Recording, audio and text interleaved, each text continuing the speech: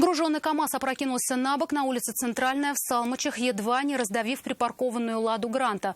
По рассказам очевидцев, водитель не вписался в поворот. Во время падения грузовика он разбил себе голову, но от госпитализации отказался. С места происшествия Юлия Гоголева.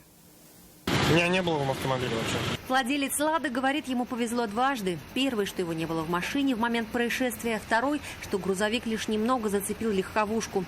Опрокинься он метром дальше, рухнул бы на припаркованную «Ладу» сверху. В происшествии пострадал сам водитель КАМАЗа. Ему потребовалась помощь медиков. Голову расшибал.